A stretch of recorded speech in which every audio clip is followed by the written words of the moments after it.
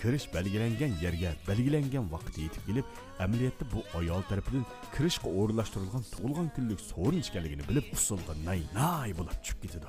Music!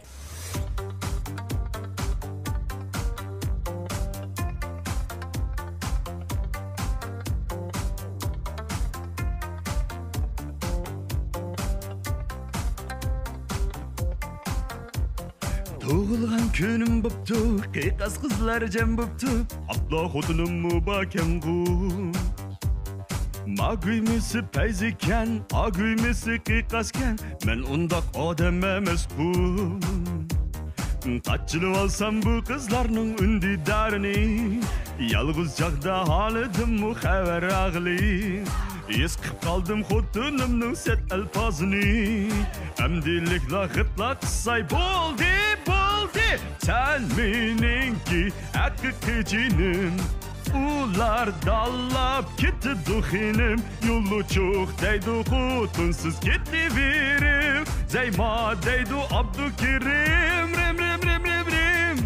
Bu chaqda yana bir tarafda bo'lsa, dunyodagi eng ilg'or texnikaga erishgan Korab qo'polmas bo'lib qolganligiga qayg'urib qon yig'layotdi.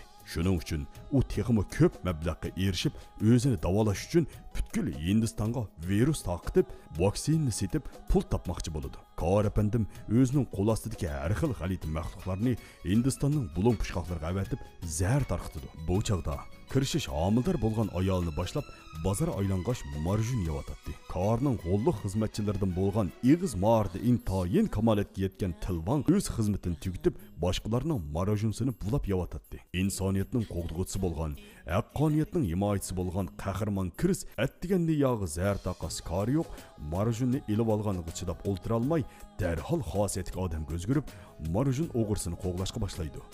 Bechora marjun o'g'risi, aka unda qimma, men yemidim, ma tilimga qarab baqa, yo'qib biray qara, aqlimda hech nima yo'q deb shuncha urib tillarini ko'rsatsimi, kirish buningga pisandmi qilmay, bu o'g'rini binodan binoga sakrab qo'g'lab, oxiri yana yuttirib qo'ydi. Bu chaqda shahar aholisi yozning issig'ida marjunning yo'qligidan azoblanib, virusning zaharlanib, kasalga giribdor bo'lgan edi. Xosiyatli odam kirish bir qitimda bunchalik ko'p aholini yordam qila olmaydiganligini his qilib, to'lim azoblanadi.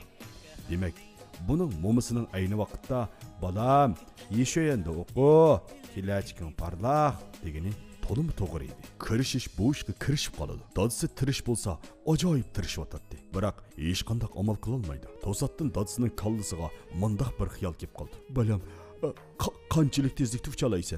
deb qopsa dada. Soatiga 800 kilometr buzay xo'sha. Amisa, bolam, dikini kitamdoq ya boshqa bir yerlarga. Dada chaqchaqimagida. Ya bolam, chaqchaqib qo'ydim. Bizning oiladagilar hech nima bo'lmadi. Bizning qonimizda virus o'ttirdigan, virus qarshi turadigan ilmit bor o'xshaydi. Shuningda to'g'ri yasab chiqaylik. Shuning bilan ota-bola ikkisi o'ngishli holda zahar qaytirish to'g'risini yasab chiqib, qisqagina payt ichida barliq zaharlanuvchilarni qutuldirib qoladi.